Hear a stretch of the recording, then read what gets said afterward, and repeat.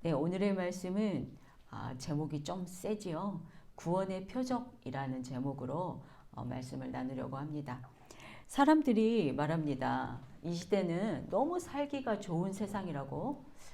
편리한 교통이나 통신이나 편리한 것은 다 말할 수가 없을 정도입니다.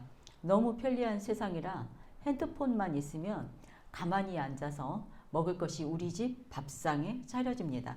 특히 우리나라 배달 문화는 상상을 초월합니다. 이 외에도 편하게 살게 하는 것들은 손으로 다 꼽을 수조차 없습니다. 또 혹자는 이렇게 말합니다. 이 세상이 너무 악하다고. 우리가 입에 담기조차 어려운 범죄 수법과 존속살인과 장기 적출, 불특정 다수에 대한 끔찍한 범죄는 끊이지 않고 뉴스에 나옵니다. 이 시대는 인간이 자기 편리하게 살기 위해서 이기적인 시스템으로 만들어가고 있는 세상이 맞는 것 같습니다. 또 우리나라뿐만 아니라 세계적으로 성에 관해서는 너무 개방되다 못해 문란하기까지 입으로는 다 말할 수가 없습니다. 마약 문제도 마찬가지입니다. 그런데 2000년 전에 예수님도 그 세대를 악하고 음란한 세대라고 말씀하셨습니다. 그 시대에는 음란은 있을지언정 지금과 같은 끔찍하고 악한 범죄는 없었는데 말입니다. 오늘 본문은 지난주 용서받지 못하는 죄에 이어서 성령을 모독하는 죄는 용서받지 못할 것이라고 했었지요. 그리고 너희가 한 말로 인하여 너희가 심판도 받게 되고 의롭다 인정도 받게 될 것이다. 에 이어지는 다음 구절입니다. 38절입니다. 그때 서기관과 바리새인 중 몇 사람이 말하되 선생님이여 우리에게 표적을 보여주시기를 원하나이다. 아멘. 네, 맨 앞에 그때라는 단어는 그러자와 같은 비슷한 뜻으로 예수님이 이 앞에서 말한 것을 그대로 받아서 서기관과 바리새인들이 질문을 하는 것입니다. 예수, 당신의 말이 옳다면 그 증거 표적을 좀 보여달라는 것입니다. 그러나 이 악하고 음란한 세대에는 첫째, 구원의 표적을 보여주지 못합니다. 서기관과 바리새인들은 당신이 메시아라면 구원의 표적을 보여달라는 요청입니다. 그러나 예수님께서는 이 악하고 음란한 세대에게는 표적을 보여줘도 회개하지 않으므로 요나의 표적밖에는 보여줄 수가 없다고 말씀하십니다. 39절입니다. 예수께서 대답하여 이르시되 악하고 음란한 세대가 표적을 구하나 선지자 요나의 표적밖에는 보일 표적이 없느니라. 아멘. 예수님은 너희 서기관과 바리새인들 너희가 바로 이 악하고 음란한 세대이다 라는 말씀입니다. 지금까지 예수님이 병자를 고치고 귀신을 쫓아내고 복음을 전파하는 말을 하였어도 너희는 믿지 않고 회개하지 않는다. 그런데도 너희가 이 악하고 간음한 세대가 아니라고 한다면 요나의 표적밖에는 보여줄 것이 없다고 대답하시는 겁니다. 그리고 바로 이어서 요나의 표적을 설명하고 계시죠. 자, 예수님이 보여주시는 구원의 표적은 둘째, 요나의 표적입니다. 40절입니다. 요나가 밤낮 사흘 동안 큰 물고기 뱃속에 있었던 것 같이 인자도 밤낮 사흘 동안 땅속에 있으리라. 아멘. 요나가 3일 낮과 밤을 꼽아 커다란 물고기 뱃속에 있었듯이 인자도 3일 낮과 밤을 땅속에 있을 것이다 라고 말씀하십니다. 자, 왜 요나의 표적이 구원의 표적일까요? 예수님과 같이 3일 동안 죽었다가 다시 살아난 것도 비슷하지만 다음 구절에서 니느웨 사람들이 구원을 받은 증거를 말씀하고 계십니다. 41절입니다. 심판 때에 니느웨 사람들이 일어나 이 세대 사람을 정죄하리니 이는 그들이 요나의 전도를 듣고 회개하였음이거니와 요나보다 더 큰 이가 여기 있으며. 아멘. 자, 요나의 회개하라는 선포의 말을 듣고 니느웨 사람들은 순종했습니다. 니느웨 사람들은 머리에 재를 뒤집어 쓰고 옷을 찢으며 울며 통곡하며 그 자리에서 회개를 했습니다. 3일 동안 회개를 했던 사건입니다. 그리고 그들이 구원을 받았기 때문에 구원을 받은 그 증거로 심판날에 함께 일어나서 이 세대를 심판할 것이다 라고 말씀하시는 것입니다. 그런데 그런 요나보다 더 큰 이 바로 예수가 바로 너희 앞에 있다. 그런데 너희가 보고도 믿지 않고 회개하지 않고 있다. 이 말씀이십니다. 여기에 니느웨 사람들은 왜 어떻게 회개를 했을까요? 요나가 선지자라서 그냥 순종했을까요? 여러분도 목사의 말이라면 분별 없이 무조건 따릅니까? 아니시죠. 그래서도 안 됩니다. 그가 선포하는 말은 하나님의 말씀이었고 은혜가 임했었기 때문에 회개하였던 것입니다. 여러분에게도 이렇게 니느웨 사람들과 같은 동일한 은혜가 있기를 소망합니다. 자, 또 니느웨 사람들만 아니라 하나님의 말씀을 듣고 구원을 받은 사람이 있습니다. 오늘 말씀 42절입니다. 심판 때에 남방 여왕이 일어나 이 세대 사람을 정죄하리니 이는 그가 솔로몬의 지혜로운 말을 들으려고 땅끝에서 왔음이거니와 솔로몬보다 더 큰 이가 여기 있느니라. 아멘. 자, 열왕기상 10장에서 스바의 여왕이 솔로몬의 명성을 듣고 솔로몬에게 와서 그에게 시험을 하였습니다. 솔로몬의 지혜가 얼마나 많은지 그 여왕이 물음에 대해서 대답을 못하는 것이 하나도 없었다고 기록되어 있습니다. 그러자 그가 솔로몬을 감탄하고 그로 인해서 하나님을 찬양합니다. 왕상 열왕기 왕 10장 10절에 있는 말씀 보시겠습니다. 네, 당신의 하나님 여호와를 송축할지로다. 여호와께서 당신을 기뻐하사 이스라엘 왕위에 올리셨고 여호와께서 영원히 이스라엘을 사랑하심으로 당신을 세워 왕으로 삼아 정의와 공의를 행하게 하셨도다. 아멘. 그가 솔로몬으로 인해서 하나님을 알게 됩니다. 솔로몬의 지혜의 경지는 하나님의 은혜가 아니면 가질 수 없다는 것을 알게 되었고 하나님의 강대하심과 전지전능하심을 알게 되었을 것입니다. 그리고 여호와 하나님을 찬양하며 송축했습니다. 그는 이후 하나님을 경외하는 사람이 되었습니다. 구원을 받은 것입니다. 그리고 남방 왕도 구원을 받은 증거로 심판날에 남방 여왕이 일어나 이 세대 사람을 정죄하리라. 지금 오늘 본문에서 이렇게 말하고 있습니다. 그런데 그 솔로몬보다 더 큰 예수가 바로 나다. 그런데 너희가 악하고 음란한 세대이므로 구원의 표적을 알아듣지 못하고 있다는 말씀입니다. 요나의 표적과 남방 왕의 구원의 표적을 통해서 우리가 얻어야 할 구원의 표적은 무엇이겠습니까? 먼저 선포된 말씀을 들어야 하고 그 말씀에 순종해서 회개를 하라는 것입니다. 회개하라고 말을 해도 다 받아들이고 이 니느웨 사람과 남방 왕은 이렇게 하나님을 믿고 구원을 얻었습니다. 이 둘 다 이스라엘 사람들이 아니고 이방 사람들이었습니다. 그렇지만 구원을 받았습니다. 그런데 서기관과 바리새인들은 이스라엘 사람들이고 하나님을 알고 있고 믿는다고 이렇게 말하는 이 사람들은 왜 회개하지 못하고 구원의 표적만을 보여달라고 합니까? 바로 악하고 음란한 세대이기 때문입니다. 자, 다음 구절에서 예수님은 이 세대가 왜 악하고 음란할 수밖에 없는지에 대해서 설명하십니다. 네, 제가 읽어보겠습니다. 43절에서 45절까지의 말씀. 더러운 귀신이 사람에게서 나갔을 때 물 없는 곳으로 다니며 쉬기를 구하되 쉴 곳을 얻지 못하고 이에 이르되 내가 나온 집으로 돌아가리라 하고 와보니 그 집이 비고 청소되고 수리되었거늘 이에 가서 저보다 더 악한 귀신 7을 데리고 들어가서 거하니 그 사람의 나중 형편이 전보다 더욱 심하게 되느니라. 이 악한 세대가 또한 이렇게 되리라. 아멘.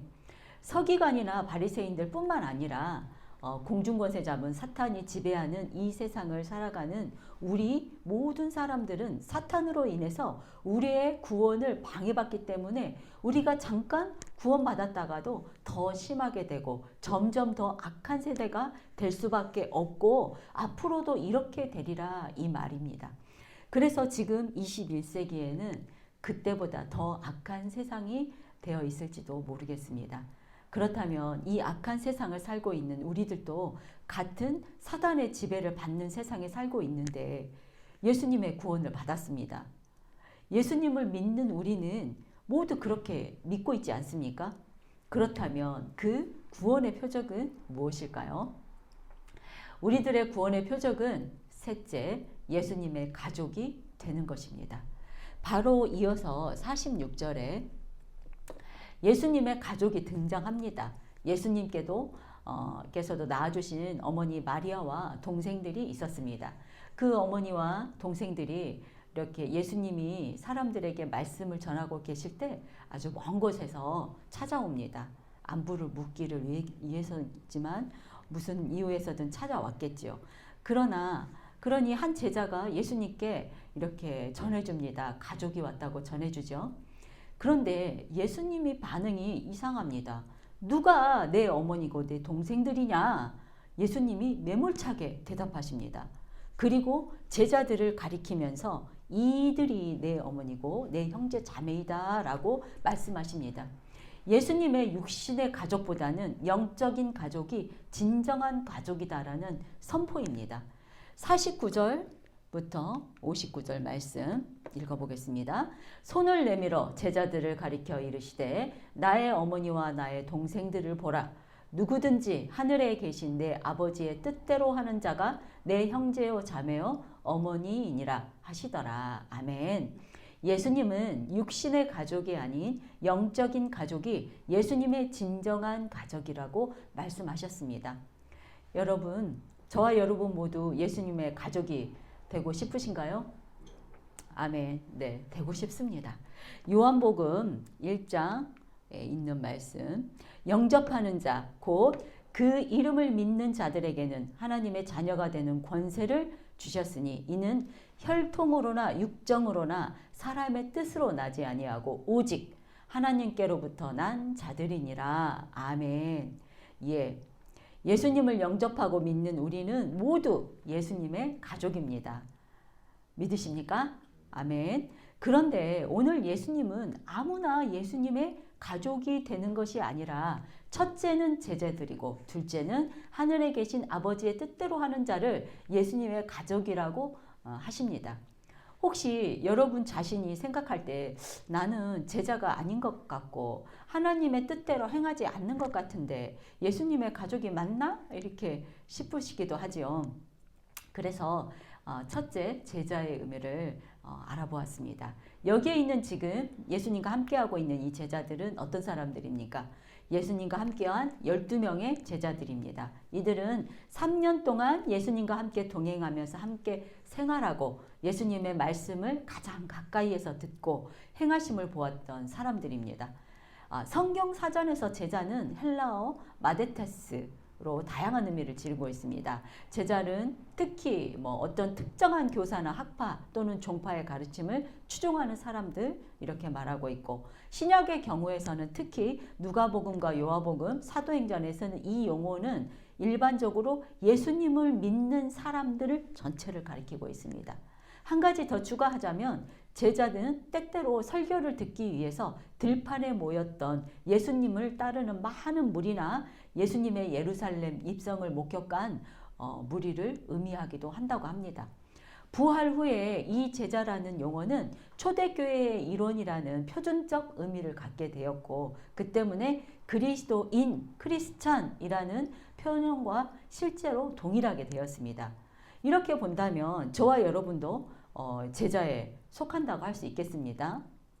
그리스도를 믿음으로 이렇게 예배를 위해서 모이는 여러분은 제자가 바로 맞습니다. 자, 제자에 대해서 조금만 더 들어가면요. 많은 경우에는 제자가 제자가 이렇게 추종자인지 아니면 12 제자인지 누구를 가리키는 건지는 실은 분명하게 규명하는 것은 어렵지만 일반적으로 예수님의 제자가 되었다는 것은 분명히 복음 선포를 위해서 이곳저곳으로 다닌 예수님의 생활을 받아들였던 사람이라고 이렇게 정의하고 있습니다. 하지만 예수님은 이번에도 그를 믿는 자들에게 그들의 내적 생활을 변화시키고 또한 재산과 직업과 가족, 심지어 목숨까지도 희생하면서 그를 따르고 이웃에게 봉사할 것을 요청하셨습니다. 혹시 여러분이 지금 생각하실 때 예수님의 지금 이런 뜻에 아직 다 순종하지 못하고 있고 계시다면 나는 내적 변화가 아직 다 일어나지도 않았고 내 재산도 내놓을 수 없고 심지어 목숨까지도 희생하기도 너무 힘들고 이웃에게 봉사하는 것도 너무 어려워. 이렇게 생각하시다는 분은 나는 제자가 아닌가 이런 생각을 하시겠죠. 그 생각은 더 깊은 사유는 여러분의 몫으로 남기겠습니다. 결론적으로 봤을 때 성경의 용례를 요약해 보면은 좁게는 예수 그리스도의 12 제자이고 또 넓게 보면은 예수를 그리스도로 고백하고 그분을 쫓아 살아가는 사람들이라고 하겠습니다. 그러면 일단 긍정적인 결론으로 그리스도를 나의 주님으로 고백하고 그분을 쫓아 살아가기를 애쓰는 저와 여러분도 제자가 맞습니다. 예수님의 가족이 되는 두 번째 조건, 하늘에 계신 내 아버지의 뜻대로 하는 자입니다. 하늘에 계신 아버지의 뜻대로 행하시는 분이 성경에 한 분 계십니다. 바로 예수님입니다. 누가복음 22장에 있는 말씀, 이르시되 아버지여 만일 아버지의 뜻이 아니거든 이 잔을 내게서 옮기시옵소서. 그러나 내 원대로 마옵시고 아버지의 원대로 되기를 원하나이다 하시니. 아멘. 예수님은 아버지의 뜻에 따랐습니다. 예수님이 십자가에 달리신 것도 하늘 아버지의 뜻이 아니면 이루어지지 않았을 것입니다. 말씀에서 보시는 것처럼 예수님은 아버지의 뜻대로 하기 위해서 예수님 자신의 뜻을 내려놓았습니다. 예수님은 내 잔을 옮기시옵소서. 아마도 이것을 원했을지도 모르지만 내 뜻이 아닌 아버지의 뜻대로 하시기를 다시 기도하셨습니다. 그러니 여러분들도 예수님처럼 내 뜻이 없어야 합니다. 우리 또한 죽음이 온다 해도 하나님의 뜻이라면 순종하는 것이 바로 우리 하나님의 뜻대로 하는 자입니다. 쉽지 않습니다. 그렇죠? 예수님처럼 하나님의 뜻대로 하는 것은 저와 여러분에게는 이렇게 좀 먼 일처럼 느껴지고 할 수 없을 것처럼 느껴지기도 하실 겁니다. 지금 이 본문을 예화로 들었을 때는 우리도 십자가에 못 박혀 죽어야 하나 이런 생각이 드실 것도 한데, 하지만 그 당시에 제자들을 가리키면서 이렇게 말씀하셨죠. 나의 가족이라고. 그런데 그 당시에 제자들은 어땠습니까? 아직 믿음이 작아서 예수님의 뜻을 다 헤아리지도 못했던 시기의 제자였습니다. 하지만 예수님은 그때 예수님의 가족이라고 해주셨습니다. 그러니 아직 여러분 실망하지 마시기 바랍니다. 요한복음 4장에 있는 말씀 제가 읽어보겠습니다. 그리스도께서 하나님 곧 우리 아버지의 뜻을 따라 이 악한 세대에서 우리를 건지시려고 우리 죄를 대속하기 위하여 자기 몸을 주셨으니 영광이 그에게 세세토록 있을지어다. 아멘. 하늘 아버지의 뜻은 바로 이 악한 세대에서 우리를 건지시기를 원하십니다. 서기관들이나 바리새인들처럼 이 악한 세대가 아니라 그 아들을 보고 믿는 자마다 이렇게 영생을 얻고 마지막 날에 다시 살리신다는 것을 믿는 것입니다. 이 악하고 음란한 세대에서 구원받기 위해서는 우리가 해야 할 것은 우리 예수 그리스도가 대속의 십자가의 죽음으로 우리를 살리셨다. 그것을 믿기만 하면 되는 것입니다. 이렇게 예수님의 가족이 되는 가능성은 우리 모두에게 열려 있습니다. 지금까지 예수님의 가족이 되는 길에 이렇게 설명이 조금 길었지요. 여기서 잠깐 중간 정리를 해보겠습니다. 예수님에게 표적을 보여달라는 서기관들과 바리새인들의 요청에 예수님께서는 이 악하고 음란한 세대에는 요나의 표적밖에 보여줄 것이 없다라고 하십니다. 왜 그랬습니까? 예수님이 귀신을 쫓아내고 병자를 고치고 천국 복음을 전파를 해도 악하고 음란한 이들이 믿지 않고 회개치 않기 때문이었습니다. 요나의 전도로 회개한 니느웨 사람들은 구원을 받게 되어서 심판날에 함께 일어나서 이 세대를 심판할 것이다. 또한 남방완도 솔로몬의 지혜의 말씀으로 인해서 여호와 하나님을 믿었고 경외하는 자가 되어서 구원을 받았으므로 그도 심판날에 이 세대를 심판할 것이라고 구약 말씀을 인용해서 이렇게 증거를 하십니다. 그리고 제자들에게 이 악하고 음란한 세대에 물들지 않고 구원받기 위해서는 예수님 자신의 가족이 되라고 말씀하십니다. 가족이 되는 방법은 무엇입니까? 첫째는 제자가 되는 것이고 둘째는 하늘에 계신 내 아버지의 뜻대로 하는 자라고 말씀하셨습니다. 앞에서 제자의 의미와 하나님의 하늘 아버지의 뜻대로 하는 자에 대한 이렇게 성경에 근거한 말씀을 몇 가지 이렇게 찾아서 보았습니다. 자, 여기까지 정리가 되셨습니까? 네. 이제 여러분은 예수님께서 말씀하신 대로 예수님의 가족이 되어야 되겠다는 결심이 생기셨습니까? 안 생기셨습니까? 생기시길 바랍니다. 예수님의 가족이 되기 위해서는 저와 여러분은 어떻게 해야 합니까? 말씀에서 구체적인 방법을 찾아보았습니다. 요한복음에 있는 말씀입니다. 영접하는 자, 곧 그 이름을 믿는 자들에게는 하나님의 자녀가 되는 권세를 주셨으니 이는 혈통으로나 육정으로나 사람의 뜻으로 나지 아니하고 오직 하나님께로부터 난 자들이니라. 아멘. 성경에서는 예수님의 가족이 되는 가장 확실한 방법, 예수님의 이름을 믿고 영접하면 된다고 알려주셨습니다. 하나님의 자녀가 되었습니다. 그러나 내가 진정 예수님의 딸일까? 내가 진정 예수님의 아들일까? 이렇게 피부로 와닿지 않기 때문에 예수님이 만나 반문하게 되고 예수님이 가까이 느껴지지 않을 때가 문제 아닙니까? 그런데 저와 여러분은 예수님과 항상 함께 있다고 하더라도 예수님은 영이시기 때문에 우리의 육의 가족과는 같을 수는 없습니다. 예수님을 아무리 사랑해도 예수님은 지금 뭐 드시고 싶을까? 이런 걱정은 하지 않으시잖아요. 그 이유는 우리가 육의 가족의 의미를 우리가 생각하고 있기 때문입니다. 저와 여러분의 육의 가족을 생각해 볼까요? 날마다 같은 집에서 생활하기 때문에 24시간 같이 삽니다. 그리고 아프면 가장 먼저 걱정하고 돌봐줍니다. 멀리 여행을 가게 되면 사고 없이 잘 지내는지, 밥을 잘 챙겨 먹는지 이렇게 걱정하고, 또한 표정만 봐도 무슨 일이 있나 보다 하고 금방 알아차리게 되는 것이 가족입니다. 한마디로 가족은 늘 함께하며 이렇게 몸을 부대끼면서 살아갑니다. 그러니 영이신 예수님은 진짜 가족처럼 이렇게 피부로 와닿지 않는 것입니다.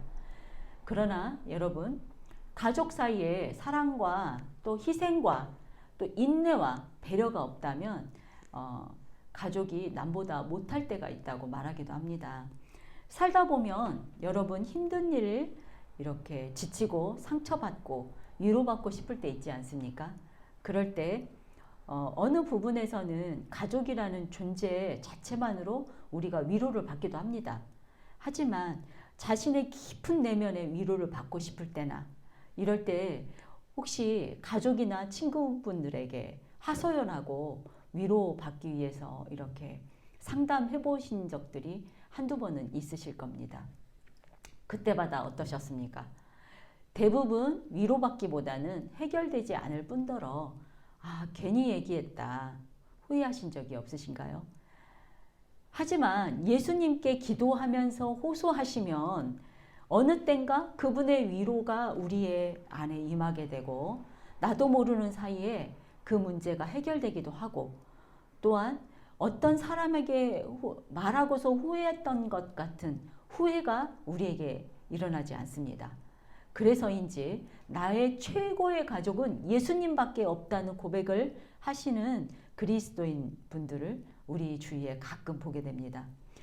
하나님이 내 아버지라니 이 얼마나 든든합니까? 결론은 말씀처럼 예수님을 영접하고 믿고 그분을 따르고 그 뜻에 따라 살려고 애쓰는 사람들이 예수님의 진정한 가족입니다.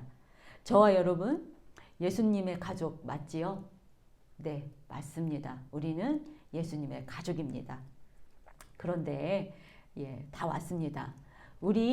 우리가 하루의 일상을 살아가다 보면은 아침에는 예수님과 묵상하고 말씀으로 매 순간 함께 해야지 하고 이렇게 다짐하고 하루를 시작하지만 까마득히 잃어버리고 내가 생각한 대로 살고 있을 때가 얼마나 더 많습니까? 여러분은 어떠십니까? 저는 그런 경우가 많더라고요. 예수님을 우리 집 가장으로 모시고 사는 것처럼 온 가족과 함께 살아간다면 그런 일 없이 참 좋겠지만 이 악한 세대에서 살아가는 저와 여러분은 이 영적인 예수님과 매 순간 살아가기에는 사탄과의 영적 전쟁이 만만치가 않습니다. 그래서 말씀이신 예수님을 날마다 묵상하고 살아가면서 우리가 살면서 만나는 사건마다 성령의 도우심을 받아서 하나님의 뜻에 따라 해석해내는 능력을 힘입어야 하는데 그것 또한 쉽지 않다는 것입니다.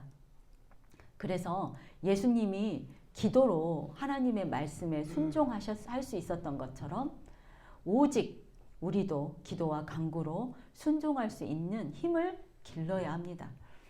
너무 많이 들어봤던 정답이라 옳았구나 하고 이렇게 느껴지지는 않겠지만 이것이 정답입니다. 예수님 가족에 대한 설명도 조금 길었지요. 그래서 위에 이렇게 설명한 내용을 간략하게 정리했습니다. 앞에 있는 것들은 다 잊어버리시더라도 이렇게 제가 3가지로 요약한 것들은 잊지 마시고 여러분의 삶 속에서 적용해 보시기 바랍니다. 예수님의 진정한 제자, 예수님의 가족이 되기 위해서는 우리의 일상의 삶 속에서 우리가 준행해야 할 것들 3가지입니다. 1. 예수 그리스도의 가르침 안에 거해야 합니다. 그것은 무엇입니까? 바로 말씀 묵상입니다. 2. 그리고 자신의 모든 것을 포기해야 합니다. 심지어 목숨까지도요. 그러기 위해서는 우리는 성령의 도우심을 구해야 합니다. 3. 가르침에 따라 서로 사랑해야 합니다. 원수까지도요. 그래서 기도가 필요합니다. 기도하지 않으면 해낼 수 없는 일이기 때문입니다. 어떻습니까? 이렇게 정리하고 보니 예수님이 가족 되기 쉽지 않지만 길도 있습니다. 하지만 날마다 쉽지 않더라도 조금씩 쉬지 않고 날마다 전진해 가다 보면 이 악하고 음란한 세대처럼 되지 않고 우리가 예수님 앞에 서는 그날, 심판의 날, 잘하였다 충성된 종아 이렇게 칭찬받는 날이 오리라 믿습니다. 아멘. 저와 여러분 모두 예수님의 가족이 되는 축복이 임하시기를 소망합니다. 자, 오늘의 말씀 적용해 보십시오. 가족과 내 이웃을 위해 보여줘야 할 십자가의 표적은 무엇입니까? 십자가는 희생과 인내와 사랑입니다.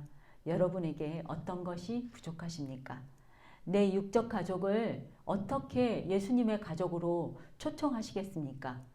이 2개의 물음을 잘 적용해 보십시오. 여러분은 예수님의 가족은 여러분이 이 적용을 잘 해보신다면 예수님과 가족이 이미 되신 걸로 이루신 걸로 아시면 됩니다. 자, 기도하겠습니다. 하나님 아버지 감사합니다. 이 악하고 음란한 세대 우리가 이 세대에 물들지 않고 예수님의 가족으로 살아내기를 소망합니다. 아버지 주님의 제자가 되고 하나님의 하늘 아버지의 뜻대로 행하는 자가 되기 위해서 우리가 준행해야 할 것 말씀 안에 거하고 또한 성령의 인도하심을 받고 기도로 말씀에 순종하기를 소망합니다. 우리의 연약함을 아시오니 우리를 도와 주시옵소서. 감사드리며 예수 그리스도의 이름으로 기도드렸습니다. 아멘.